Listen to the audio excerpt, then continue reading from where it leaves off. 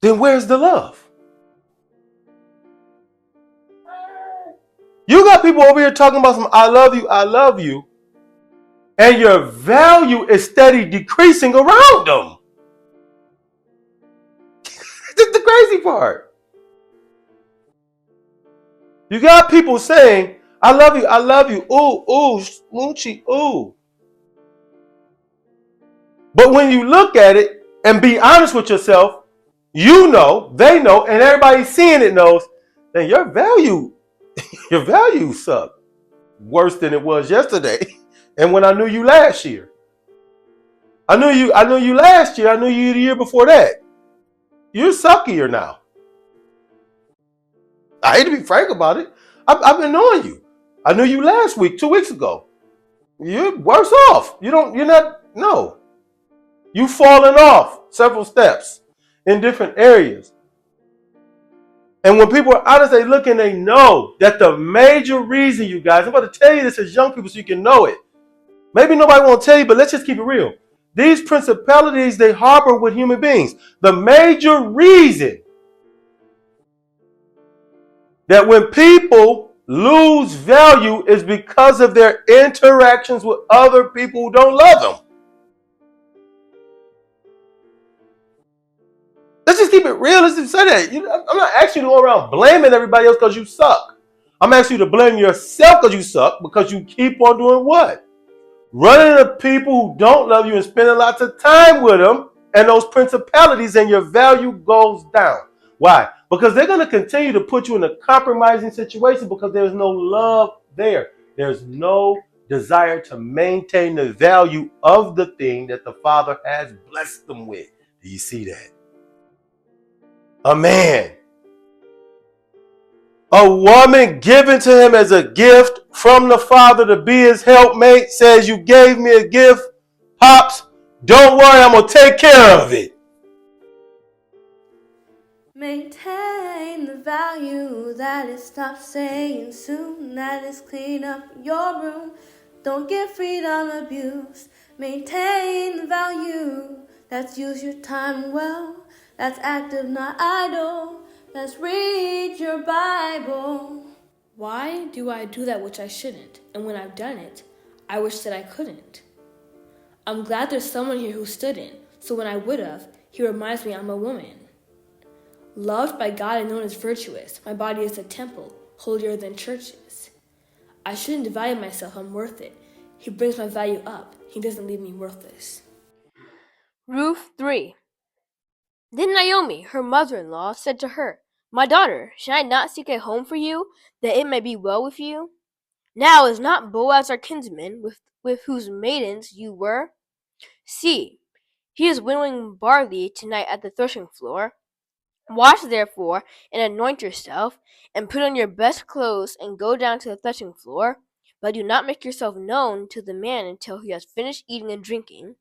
But when he lies down, observe the place where he lies. Then go and uncover his feet and lie down, and he will tell you what to do. And she replied, All that you say I will do. So she went down to the threshing floor and did just as her mother-in-law had told her. And when Boaz had eaten and drunk, his heart was merry. He went to lie down, and his heart was merry. He went to lie down at the end of the heap of grain. Then she came softly and uncovered his feet and lay down. At midnight the man was startled and turned over, and behold, a woman lay at his feet. He said, Who are you? And she answered, I am Ruth, your maidservant. Spread your skirt over your maidservant, for you are next of kin. And he said, May you be blessed by the Lord, my daughter. You have made this last kindness greater than the first, and that you have not gone after young men, whether poor or rich. And now, my daughter, do not fear. I will do for you all that you ask, for all my fellow townsmen know that you are a woman of worth. And now, it is true that I am a near kinsman, yet there is a kinsman nearer than I. Remain this night, and in the morning, if he would do the part of the next of kin for you, well, let him do it. But if he is not willing to do the part of the next of kin for you, then as the Lord lives, I will do the part of the next of kin for you. Lie down until the morning. So she lay at his feet until the morning, but arose before no one could recognize another. And he said, let it not be known that the woman came to the threshing floor. And he said, bring the mantle you are wearing and hold it out. So she held it, and he measured out 6 measures of barley and laid it upon her. Then she went into the city. And when she came to her mother-in-law, she said, how did you fare, my daughter? And she told her all that the man had done for her, saying, these 6 measures of barley he gave to me, for he said, you must not go back empty-handed to your mother-in-law. She replied, wait, my daughter, until you learn how the matter turns out, for the man will not rest, but will settle the matter today. This word of the Lord.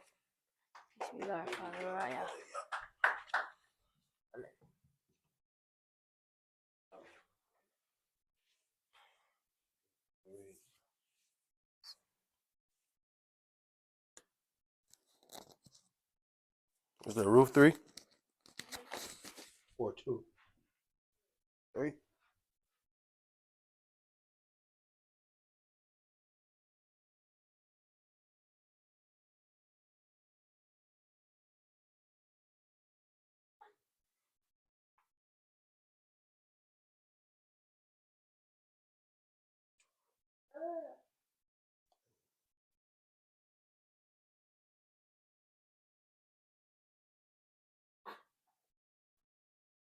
Ruth 3? Anybody? Scoop got it. What's up? Mother knows best.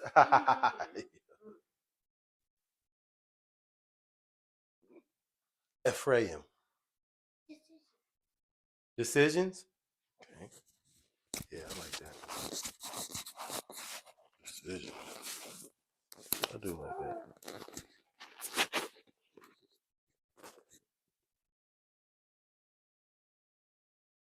Eliezer. Stick to the plan. Follow the steps.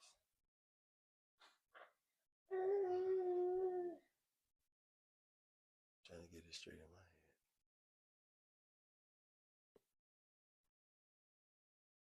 Oh,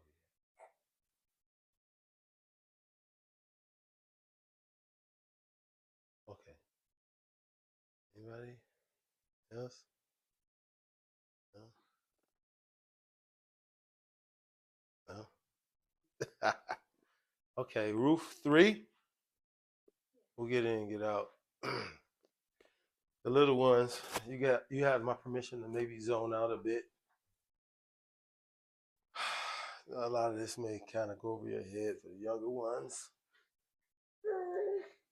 This is more so for as I continue to preach on the relationship gospel.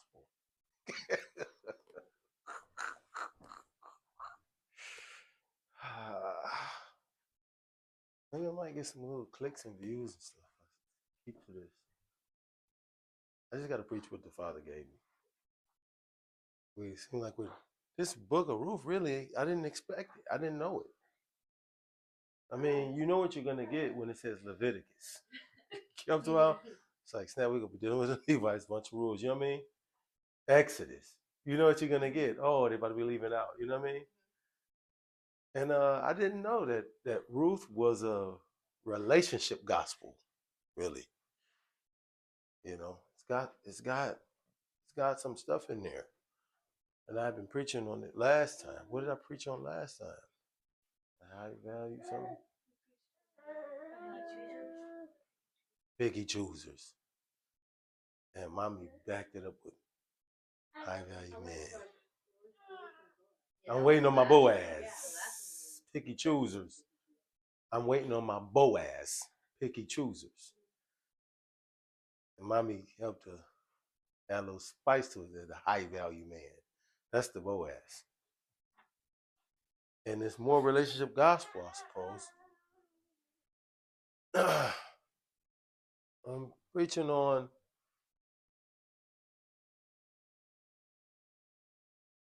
maintaining the value.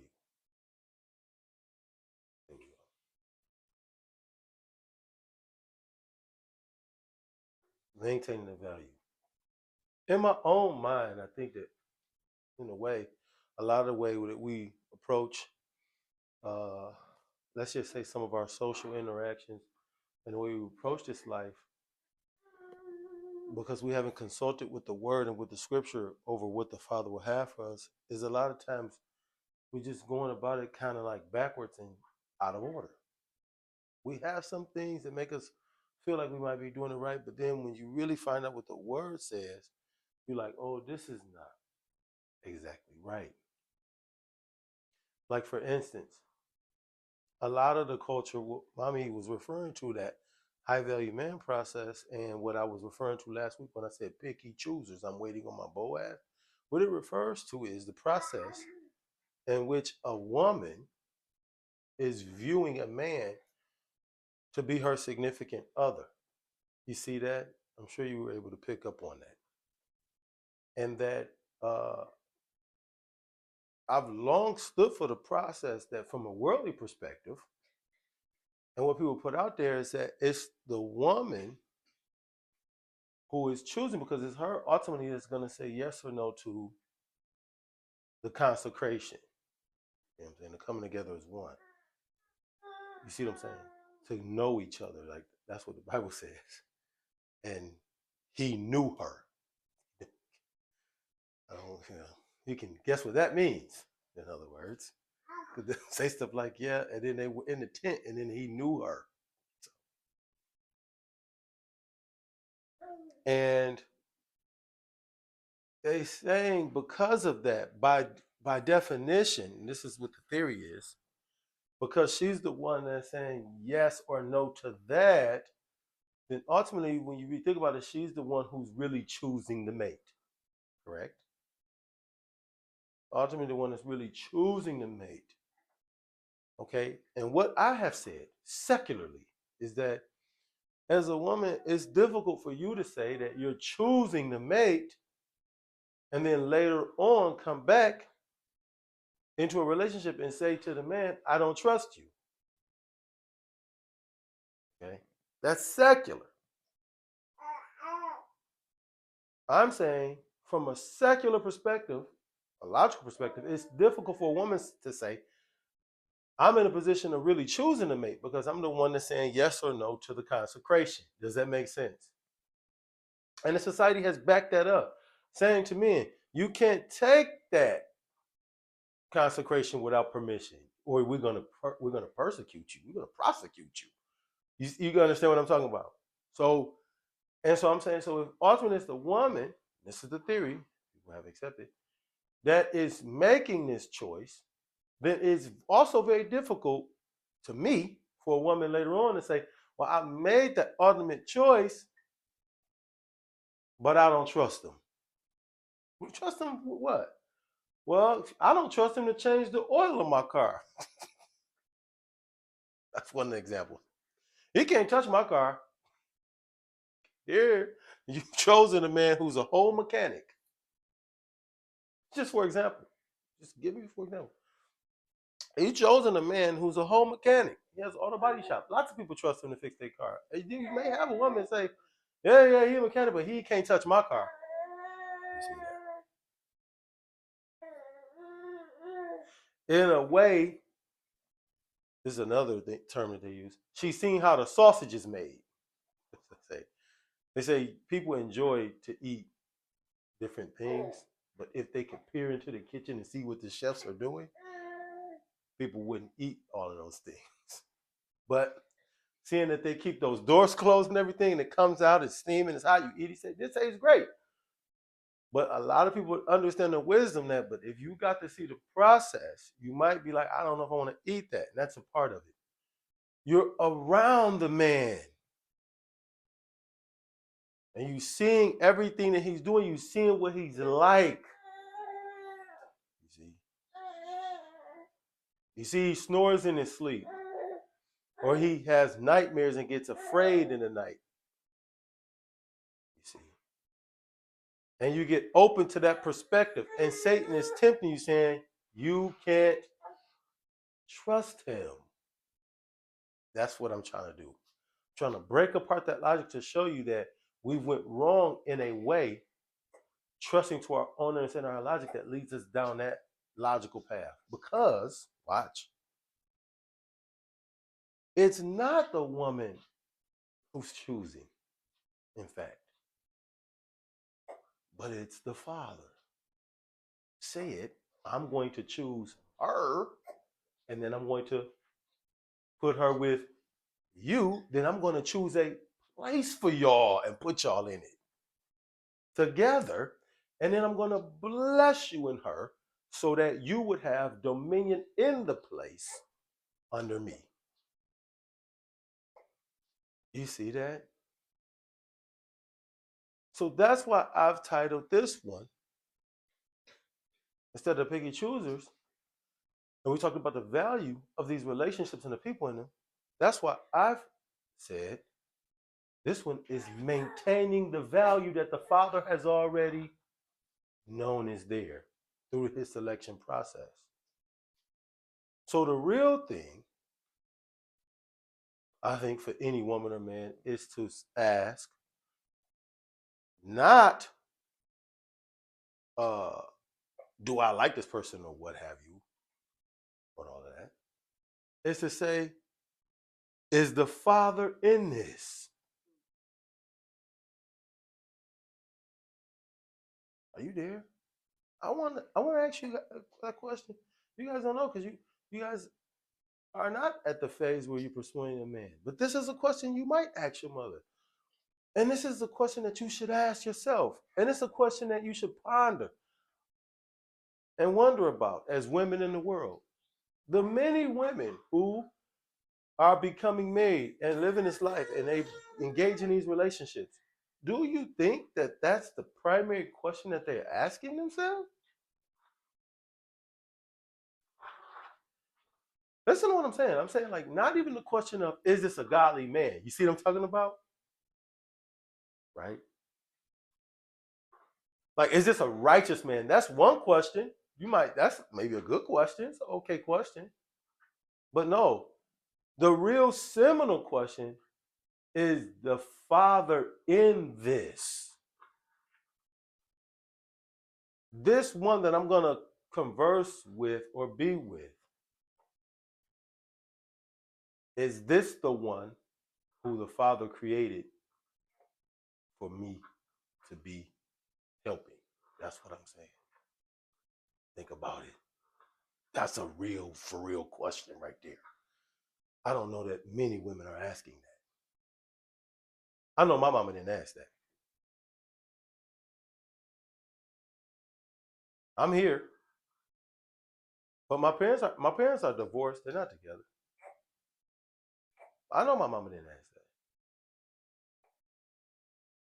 But as the woman asking, is God in this? This person that I like, but is God in it? Do I believe that this one here is the one who the Father is saying, I'm there? Then here's the point. Because if you can answer that truthfully, yes, you should definitely not be running into this trust issue later on, because you know that the Father has given this one dominion and he's given everything that you're going to need. And the only thing you need to work on, watch this, and he's going to notice, going to show you a little something to see, ladies, is maintaining the value. I'm going to give you a little bit of discernment here. I'm out of here. This is a little short one, because I just now gave you the secret for saying, this is one who I want to be in a relationship with. The relationship gospel. This is the man. I think that God is in this. I believe that God is in this. So now, this next step is going to be key. And this is what we see this chapter about right here. Maintaining the value. And this is the key on the discernment I'm going to show you right now. You're 16, 15, and 14? 15, 16, like that?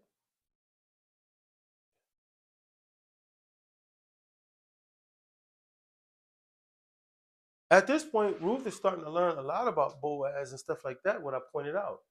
In the scripture, it says that she came and laid at his feet. The mother-in-law said, you might have an opportunity. Mother sees that. And Ruth is going into the situation. I'm going to show you the discernment part. When you're asking yourself, is the father in this? You see what I'm talking about? And it says that she laid at his feet. This is the secular part of it that the mother says you could do this. She said, this guy is your next of kin. I know it. And you could go in the night, you can lay at his feet, and then I kind of know these men. He's going to be, and I know he like you. He can seize the moment, and that'll be that. That's a secular way of doing it. But I told you not to do that way, correct? I told you not to try to pick the man yourself and then try to get this moment, to seize the moment to do what Delilah would do. Did you see that? Are you there? Or what Esther would do. You there? To say, I'm going to sleep with him and then I'm in. I'm going to do my will. I'm going to get that to conform to my will and I'm in. But she comes and she lays at the feet and she becomes to see things about him that nobody probably wouldn't see. That he is afraid in the night. That's what that said. In this version, you're going to read that and you're going to say that, she came and lay and that startled him. That's what you heard, right? That's what it said. It says she came and she laid at his feet, then that startled him, but it didn't say that startled him right away. She came and laid at his feet, and then he was startled around midnight and realized that she was laying at the feet. You see that? And spiritually, something is happening with him that he was a disturbance. You see that in the night. And he wakes up afraid. You see. And the crux of it is that Ruth, okay, in that vulnerable moment, you see that, is able to understand him and be there. But Ruth, the minute that you've seen that, did it become Boaz is a fraidy cat guy? Or Boaz may have some mental or spiritual issues. You see that? All of those things can happen. She could think like that and judge that. When you know the truth about somebody, ladies, you just have to be careful. When you start to perceive these things, you lean into your understanding and say, oh, I don't want to make this choice. But is the Father in it? I don't want to be able to trust him. I mean, when I thought that he was Boaz, this type of guy, but I seen this side of him, I don't know if I can trust him in what he's going to be doing. Now, here's the discernment. This is the good part. Then she says, well, we can do this thing that my aunt told me to do. Y'all saw that? My aunt told me that we could do this thing because I know you want to do it. You're a man, I'm here. You could do it. And nobody would really be the wiser, really. It could even be between me and you. You saw that? And Boaz says, this is, Ellie, you're going to recognize this. Boaz says,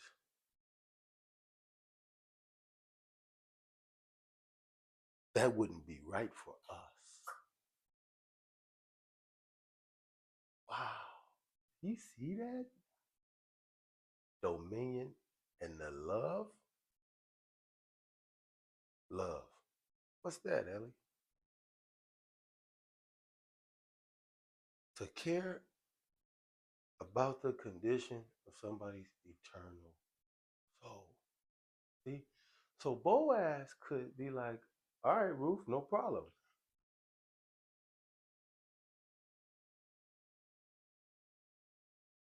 Bada bing, bada boom. You know what I'm saying? It's getting close to morning, you should go home. If people see you leaving, oh, Ruth, you know. But Boaz, this is dominion and love, makes the move to maintain the value that the Father has given. Did y'all see that? Loveliness?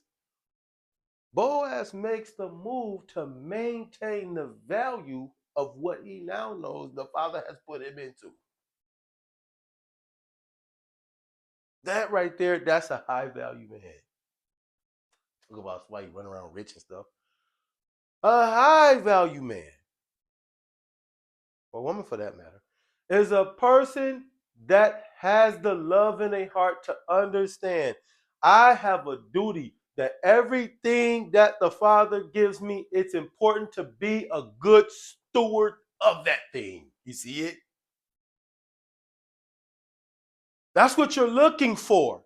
When they start talking about high value and they want to present to you, it's whoever's getting rich, even though they might be morally sick. But I'm looking all around me. One thing I know, if it doesn't have the hand of the Father, I'm noticing the stuff can't stand. It comes apart. The value can't be maintained. It cannot be sustained. And I noticed the Bible says that people's lives and the things will be like a seed, that they'll put stuff together, it'll fall apart. So with the Father being in things, we're looking to see that the value of the thing will be maintained. The actual question is, through love and the determination of the Father gave me this, I want to maintain the value of it. Then what would Boaz be doing if he laid with Ruth and then everybody came to know it? And then they seen her leaving in the morning and knew that. And then they said, but guess what, Boaz? You knew and everybody knew that what? There's another person who was entitled there. So you know that you can't be with her. So if it's that, then now we know that Ruth is nothing more than a strumpet. Let me ask you a question. Then what is Ruth's value at that point? Is it lower or higher than when she came in? You see that? Then where's the love?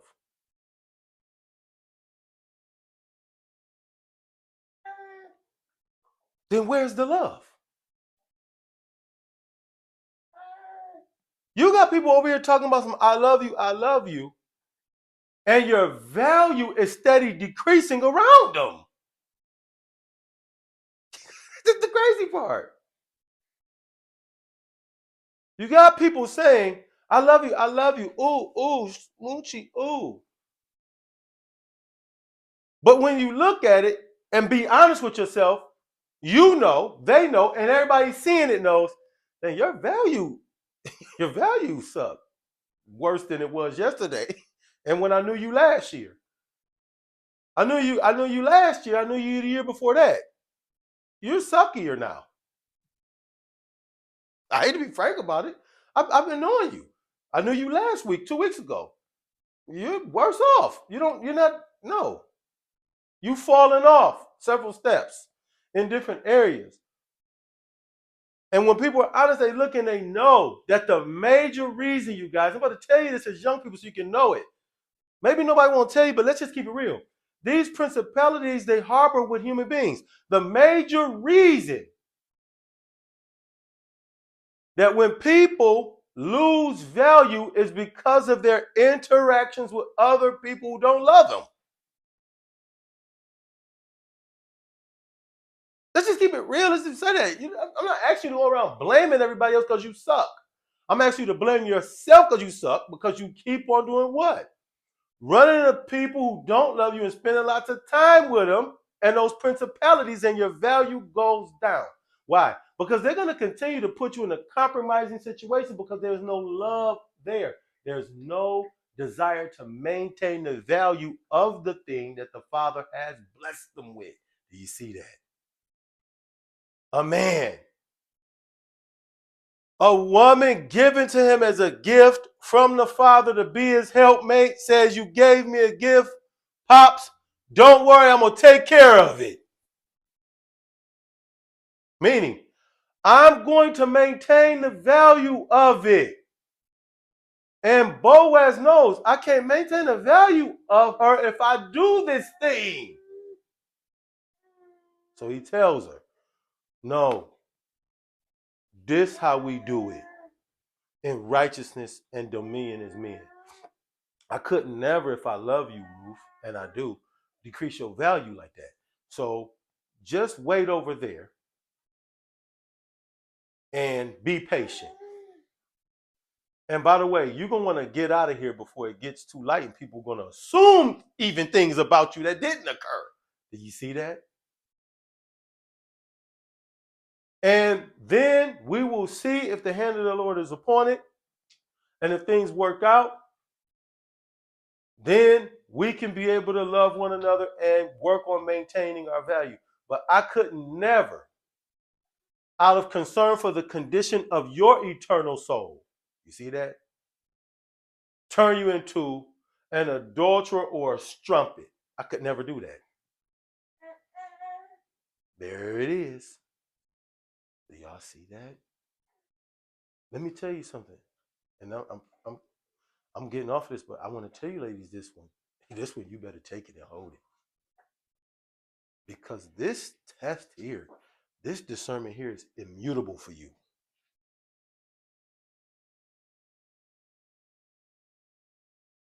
The world going to tell you every sort of thing. And you're going to receive every sort of temptation and say, I like this guy or that one and whatever. But none of these men can pass this test in righteousness. So you need to put them to that test. And the women won't do it. You know why? Because they too stupid to really want to know righteousness. And the principalities convince them, just go ahead and do it. It'll feel good. It'll be okay. It's not going to be okay. Did you hear what I said? Unequivocally, it's not going to be okay. Your stuff won't stand. That relationship is coming apart. You're about to become an adulterer in the adulterous generation because you guys would have been married several times without ever being divorced because you keep running around, dating, fornicating.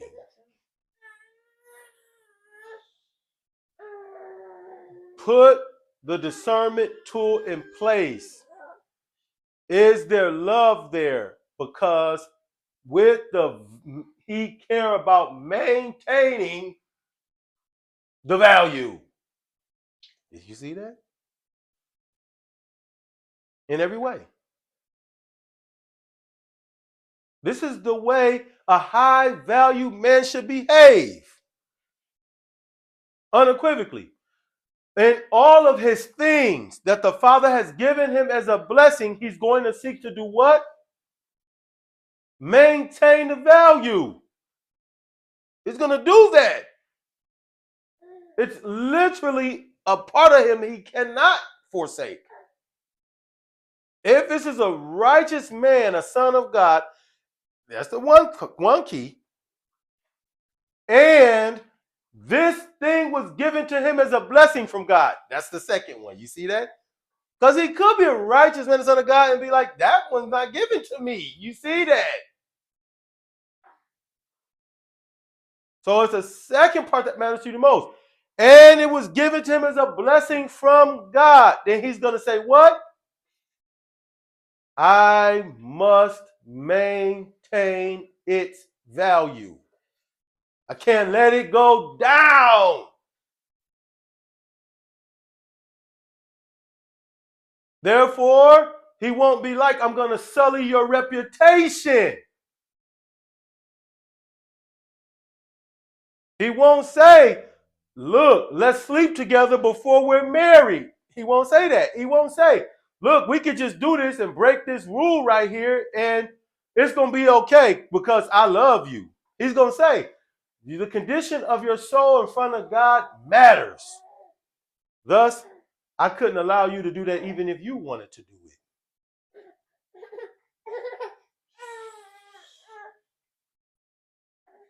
There are certain natural things that's going to happen where you have lots of temptation and desire to do things. But the high value man is going to seek to maintain the value. You're going to say, I couldn't let that happen even if you wanted that to happen because your value is going to go down. That's real love. Not a little kisses and hugs and stuff. That's real love to be able to look at somebody and say, I couldn't let your value go down like that. It's a lot of stuff you want to do. It's a lot of stuff you want to try. It's a lot of stuff Satan going to tempt you with. But real love for the high value sons and daughters of God, they're going to say right back to you, I couldn't really let you engage in that right there. That's going to lower your value. You know this. You're dealing with it every day because I love all of you. And I have to prevent you guys from doing all sorts of stuff. Yes or no? I'm constantly telling you guys, no, I can't let you do that. I know you're going to be mad at me. I know you're going to be like, dang, daddy. And I'm like, I don't want to be the bad guy, but I'm a righteous man. And you were given to me as a gift from God. And I've got to maintain your value. So I can't let it go down like that. So let's get this together. You get it together in this way. Put that to the side. Let's do it this way. Let's try this. Let's try that. Let's try to improve what you're doing that way because I'm either maintaining or improving because I'm high value. So everybody that's around me, I'm always looking to maintain and improve. You understand? So he wakes up, he says, Ruth, no, not like that. Not like that at all. I'm going to love you. You give it to me as a gift. I'm going to maintain and improve. We're going to do it this way, and we'll see what the Father is going to do because we got to know that he's in it. Wasn't that better? Or would you rather have read that and then Boaz, you know what I'm saying, put his skirt over her and he knew her? I'll be like, dang, Boaz took her down. He going to move on. I'm sorry. I don't know who's reading that, but I know it is. That's why I put that out there, you guys, not y'all. But I put that out there because I know somebody is literally reading that and they like, man, Boaz popped his skirt over. They thinking that the Bible is a genre novel. Isn't that the lady, what's her name? That be writing all the novels with all the salacious little scenes in it. They think the Bible is a genre novel. They over reading between the lines. Dang, Boaz didn't. I thought he was going to surely do it.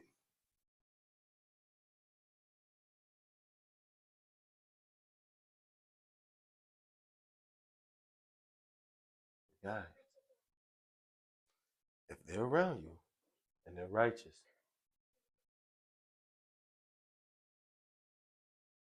then you'll see them repeatedly make moves. Both ways. Really, ladies, it's a good one. Go ahead, Hannah. Put it on her. It's a good one for Hannah. Go ahead and eat the bread. Yeah. Go ahead, eat it all. Put it all the way in there. Go ahead, Hannah. Go ahead, put it all the way in there.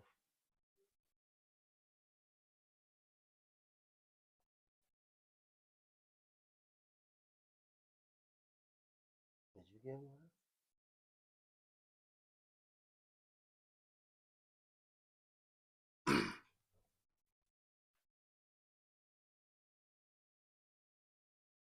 around you, men and women, you should see that love, that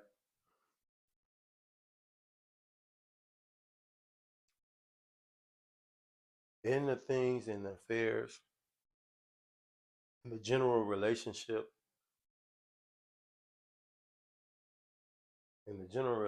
you should see the love that you're interacting. This person is very careful to maintain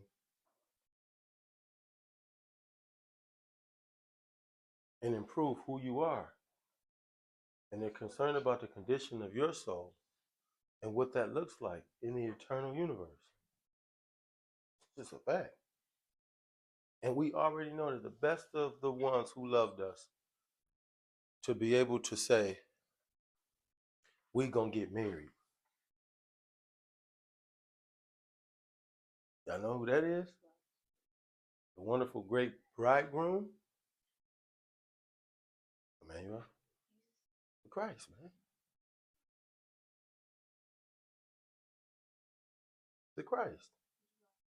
Who says, let's do it the right way all the time. This is what he's doing. No, the Christ. John the Baptist. Oh yeah, you don't have to give up. Let's do it the right way. You see what I'm saying? Let's maintain the value of the blessings that the Father has given us. Listen, these things you're gonna do greater. You know what? Come with me. Put that to the side. I'm gonna make you fishers of men. You see what he's doing? The entire time. I care about maintaining your value and everybody that he touched. Oh, come out of him. You're gonna be healed. This is real love. And that's what it should look like. So they just look at it. You know a tree by the fruit that it bears. This isn't rocket science. Even though every day nowadays, people are into these relationships and they act like it's so difficult to figure out that this person doesn't love you because your value because your value steady going down and down. The person don't have no problem. I'm gonna lean it back a little further.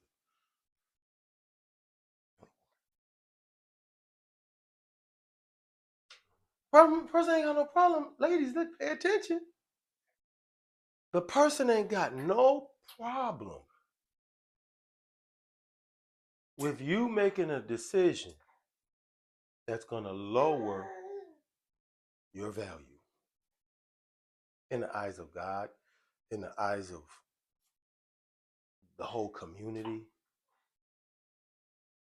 in his own eyes or her own eyes. They ain't got no problem being like, yeah, you going to make this one. And for a moment, maybe it could be enjoyable, but your value ultimately is going down after this decision. And if you're willing to make a decision that's going to bring your own value down, and then somebody else can agree with you on that, then why would you thinking that this one loves you? Because he could do what Boaz did and just at least say, Ruth, I don't think that's not going to be good for your value. Let's face it, Boaz is going to probably be all right in the morning, correct? He said, but look, Ruth, everybody knows you to be virtuous. He said, no one has been able to score no points on you like that. Even the young men and everybody, they all know you to be virtuous in every way. You know, you come here, you taking care of business. He gives her all those examples of it. He said, don't do that.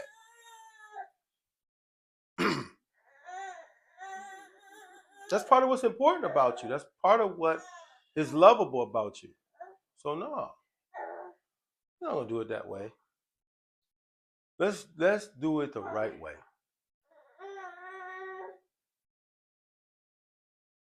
You came in here, they know you're not a gold digger. I said I'd throw that out there. Because it's just too many women like chasing after this money now. Boaz specifically said that. So I just want all the women to know that something they waiting on their Boaz. Boaz is not no money dude, in case you thought he wasn't, because he was throwing barley around. And because he was throwing bread around, Boaz not no money guy. He specifically said, I seen you come up in here, and there were young men and old men, and there were rich men too, and poor men. And I saw that your level of engagement, your level of respect or dignity never changed with respect to that. Did you see that? Like, what he's saying is, a rich man walked in and all of a sudden you didn't start changing your behaviors and stuff. You didn't start fixing your hair. You didn't pop your eyelashes on real quick. That's what he's talking about in modern day speak. A rich man walked in and I didn't see you put on some, all of a sudden her eyelashes got longer.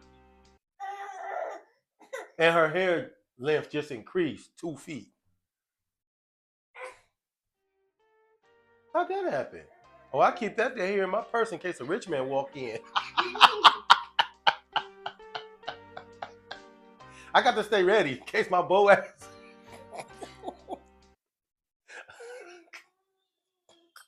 Ladies, I got to stay ready in case my Boaz walk in. So I keep a couple pounds of weave, a spare eyelashes. Got it.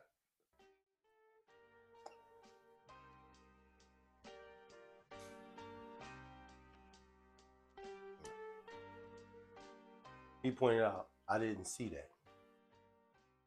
That never happened. So I know that you have respect and dignity and in virtue and integrity. And why would I, knowing that that's a gift from God, behave in some secret activity that's going to besmirch that and bring the value of that down if I love you? Let's do it the right way. To maintain the value, ladies. That's it. If he doesn't make those types of moves to help you to understand that, that's on the left side of it. He's not saying, hey, no, let's do it this way instead of that. He's not saving your virtue. Then don't convince yourself. You understand? It ain't there. Don't convince yourself. It's not there. That love is not there. You heard me? In the name of our Father, Yah, the one who gives us value anyways, wonderful value, that blesses us with that value. I pray this day that he lifts up his countenance upon you and causes his face to shine upon you and is gracious to you and gives you peace. I pray that in that his most holy name, and in the one that showed us how to be a wonderful bridegroom, that in love that we would always seek to maintain the value of the gifts from our Father, Yah, the Christ, Yeshua. And in our Father, Yah's most holy spirit, Yahweh. Amen.